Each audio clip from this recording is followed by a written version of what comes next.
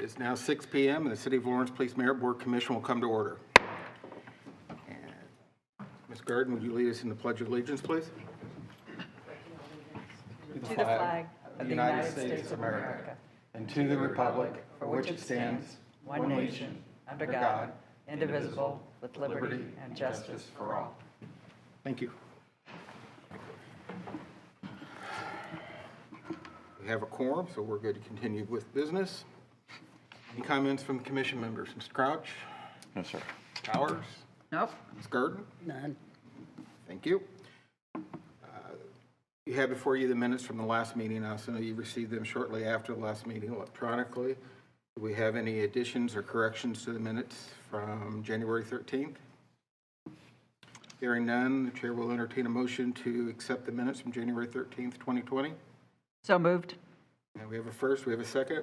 I'll second it. We have a first and second. All in favor, say aye. Aye. All opposed? They are approved. Thank you. Unfinished business, we have none tonight. New business, we have none tonight. Performance recognitions, Chief?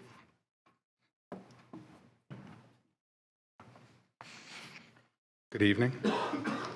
I'd like to ask that Sergeant Tracy Easterday and Officer Josh Wise join me at the podium while you hear the narrative of their performance recognition worthy performance.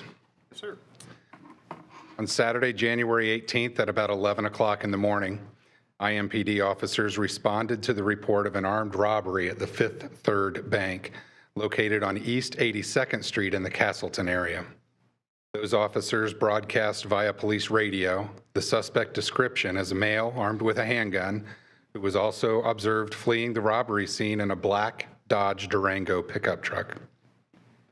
Lawrence Police Department Sergeant Tracy Easterday, always alert and strategic, responded to the area of East 56th Street and the Shadeland Avenue I-465 interchange, thinking this could likely be the robber's getaway route from the scene of the crime. Well, guess what? He soon observed a black Dodge truck at 5600 North Shadeland Avenue on the southbound ramp from I-465. Not knowing for sure if this was the truck involved, he followed the vehicle until he observed the driver commit a traffic infraction. Based on that, Sergeant Easterday attempted a traffic stop, and that's when the driver of the black Dodge truck took off. Sergeant Easterday, along with Sergeant Josh Wise and several other LPD and IMPD officers, pursued the driver of the truck through the streets, alleys, and yards until the driver lost control of the truck in a ditch near 46th and Andover Street, where the suspect was taken into custody. A handgun and a bag containing a considerable amount of U.S. currency were observed by arresting officers. Detectives from the LPD, IMPD, FBI, Violent Crimes Task Force responded to to take over the investigation. Further investigation determined that the suspect in this incident is a multiple-time convicted felon on previous gun and robbery-related charges and was indeed charged in this incident by the U.S. Attorney's Office for the Southern District of Indiana with multiple federal charges related, due in no small part to the excellent work of Sergeant Easterday, Officer Wise, and other LPD officers and detectives who assisted on this incident. Had Sergeant Easterday not made the observations he made and attempted to further investigate, it's very likely an arrest may not have been made in this incident. The officers also gathered and saved indisputable evidence during the entire incident, including the vehicle pursuit and the suspect apprehension that was captured on body-worn camera and in-car cameras, which definitely helped in charging decisions. Please join me in congratulating Sergeant Easterday and Officer Wise for their outstanding performance during this incident and really every day. Yeah. Well done, gentlemen. Thank you, gentlemen. Crowd goes wild. Thank you. For both of you, by the way, per the President's recommendation last year, you're each receiving a certificate suitable for framing, which documents all of the above incident that I just mentioned. Thank you very much. I appreciate it very much. Thank you. Thank you, gentlemen. And thank you, Mr. President. Thank you. Any further comments from you, Chief?